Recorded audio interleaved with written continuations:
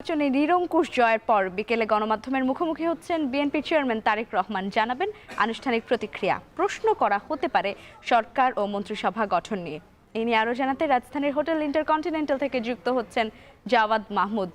Javad, বিকেলে গণমাধ্যমের মুখোমুখি হচ্ছেন তারেক রহমান, আমরা জানতে পেরেছি। আর কি তথ্য রয়েছে আপনার কাছে একটু জানাবেন। 40 বছর ধরে অসংখ্য খুশির মিছিলে ছিল আইডিয়ালসে, থাকবে আগামীতেও।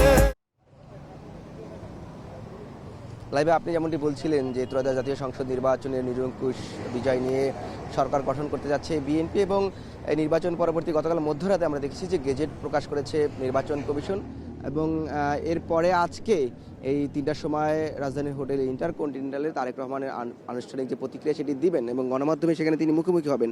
এবং আপনি একটি বিষয়ে বলছিলেন যে এখানে তারেক রহমান যে সরকার গঠন হবে সেই বিষয়গুলো আর আলোচনা হওয়ার একটি সম্ভাবনা রয়েছে, যদিও গণমাধ্যমের প্রশ্নে নিশ্চয়ই সেগুলো উঠে আসবে।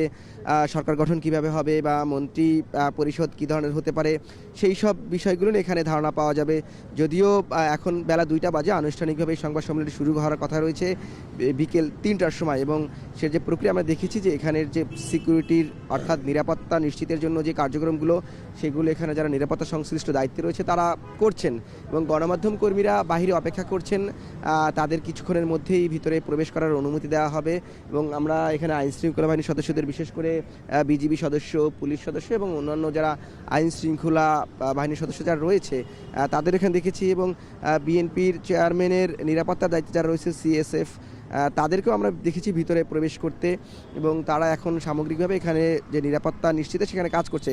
এখানে এই সংবাদ সম্মেলনে তারেক রহমান যেমন কথা বলবেন, পাশাপাশি এখানে বিএনপির স্থায়ী কমিটির সদস্যরা উপস্থিত থাকবেন, বিএনপির জ্যেষ্ঠ নেতাদের পাশাপাশি গুরুত্বপূর্ণ ব্যক্তিবর্গ এখানে উপস্থিত থাকার কথা রয়েছে। এবং আজকে আমরা দেখছি যে ইতিমধ্যেই বাহিরে দেশি বিদেশি বেশ অনেকগুলো গণমাধ্যমই দেখছি তারা এই সংবাদ সম্মেলনটির জন্য অপেক্ষা করছে, তারা ভিতরে প্রবেশ করবেন সেটি বলার চেষ্টা করছিলাম। এবং তারেক রহমানের মন্ত্রিসভা কী ধরনের হবে সেটি হয়তোবা এখান থেকে ধারণা পাওয়া যাবে।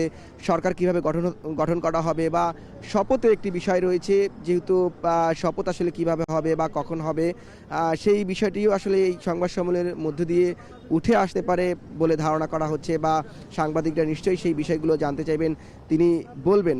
এবং দলের প্রতিক্রিয়া যদিও বিচ্ছিন্নভাবে আমরা দেখেছি যে বিভিন্ন জ্যেষ্ঠ নেতা যারা রয়েছেন তারা দিয়েছেন বিজয় পরবর্তী তাদের প্রতিক্রিয়া গণমাধ্যমে জানিয়েছেন, কিন্তু দল হিসেবে বিএনপি তাদের আনুষ্ঠানিক প্রতিক্রিয়া এখনও দেয়নি।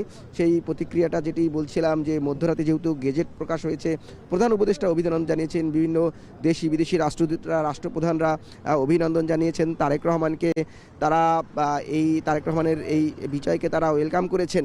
সামগ্রিকভাবে দল থেকে যে বিএনপির যেই বার্তা বা তারা দলীয়ভাবে যে বার্তাটি দেওয়ার জন্যই মূলত আজকে এই সংবাদ সম্মেলনটি ডাকা হয়েছে, এবং সামগ্রিকভাবে বিএনপি কীভাবে সরকার গঠন করবে, তার মন্ত্রিসভার আকার কেমন হতে পারে সেই ধারণাটিও বলা হচ্ছে যে আজকের এই সংবাদ সম্মেলন থেকে পাওয়া যাবে। এই ছিল এখন পর্যন্ত বেলা 3টায় হোটেল ইন্টারকন্টিনেন্টালে তারেক রহমানের যে সংবাদ সম্মেলন ডাকা হয়েছে তার সবশেষ খবর। লাইবা, যা ধন্যবাদ আপনাকে।